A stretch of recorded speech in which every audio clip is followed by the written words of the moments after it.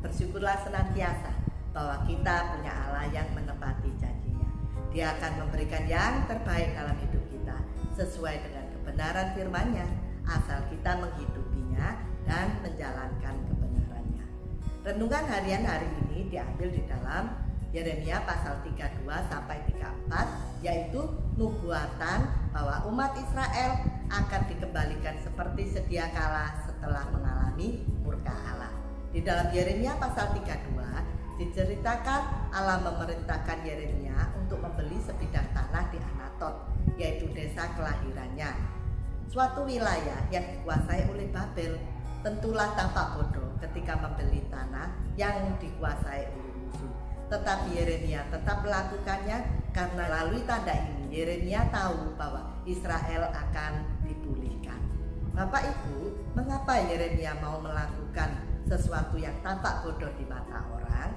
Sebab Yeremia ini adalah nabi yang taat dan setia pada perintah Allah. Meskipun dia tidak mengerti jalan-jalan Tuhan, tetapi tetap dilakukannya.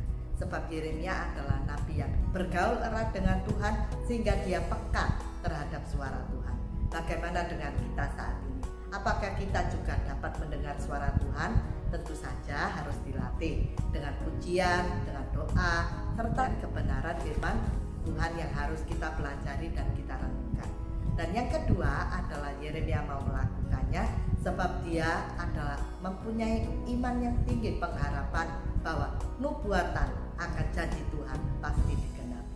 Demikian juga Yeremia pasal 33 ayat 15 sampai 16 bahwa Tuhan berjanji akan kedatangan tunas keadilan dari Daud. Hal itu pasti digenapi, yaitu melalui Tuhan Yesus. Dan kita juga percaya bahwa Tuhan Yesus adalah juru selamat bagi segala dosa dan kesalahan kita. Dia adalah Allah satu-satunya penyelamat umat manusia untuk dapat memperoleh hidup yang kekal.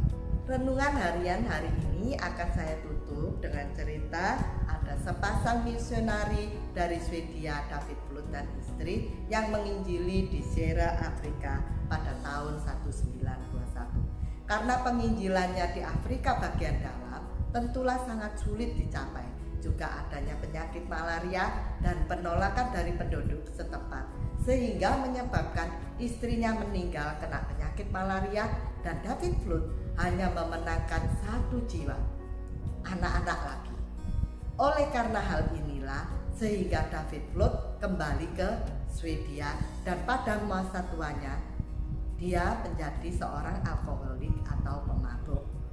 Tetapi Bapak Ibu, 1 jiwa yang dimenangkan di Afrika ini, dia adalah Ruhigita Ndagora, yaitu penginjil dari Sierra yang hebat dan luar biasa, di mana dia memenangkan banyak orang untuk menjadi murid Kristus sebanyak 110.000 orang, serta dia mempunyai 32 pos penginjilan, juga 1 pusat sekolah Alkitab, juga rumah sakit di Afrika.